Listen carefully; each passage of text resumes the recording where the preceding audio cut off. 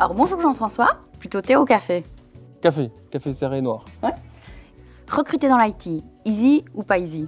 Pas easy, parce qu'il faut oser. Il faut trouver son chemin et trouver les bons canaux.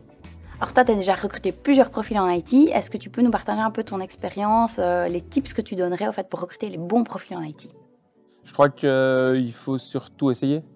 Il faut donner sa chance aux différents moyens de trouver le candidat, donner sa chance aux candidats pour rejoindre l'entreprise.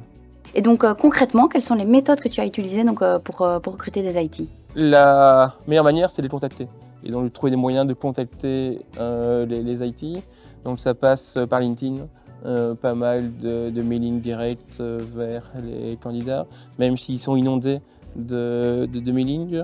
On a aussi essayé des voies un peu plus transverses. Typiquement, on ne pensait pas que Actiris pouvait nous amener des candidats. On a identifié 3 personnes grâce à ça qui avaient un parcours intéressant vers des écoles comme Molenbeek, comme le Wadon, à qui on a eu la chance d'évoluer dans l'entreprise. On travaille de plus en plus pour l'instant, c'est l'image qu'on donne vers l'extérieur. Donc aujourd'hui, les candidats doivent venir vers les entreprises. On n'a plus vraiment d'endroit où on peut trouver des CV pour l'identifier. Et on travaille beaucoup pour l'instant sur les campagnes Facebook, LinkedIn, Twitter, pour montrer qui on est, ce qu'on fait, comment ça se passe dans l'entreprise. Donc tu me parles de marque employeur? Tout à fait. Ok.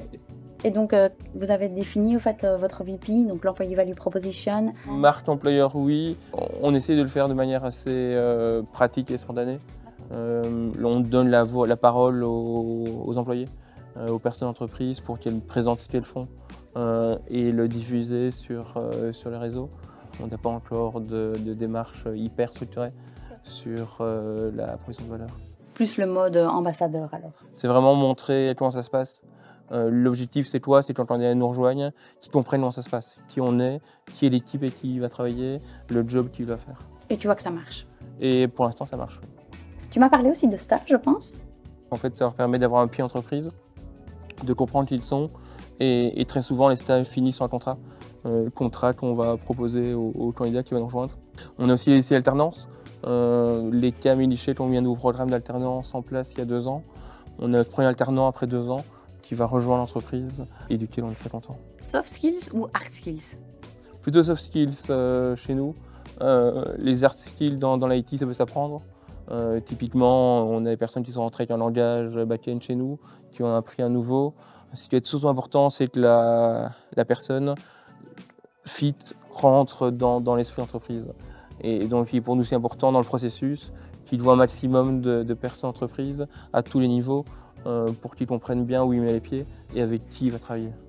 Alors, est-ce que tu peux nous donner un dernier conseil pour les startups qui veulent recruter des profils en IT? Oser. Il n'y a pas une manière de faire. Je crois qu'il faut être créatif. Je vous disais tout à l'heure, il faut travailler sur des MVP. Il faut voir ce qui fonctionne, apprendre et donner sa chance. Super, mais Jean-François, merci. Super, des conseils hyper intéressants. À très bientôt. Merci à toi, à bientôt.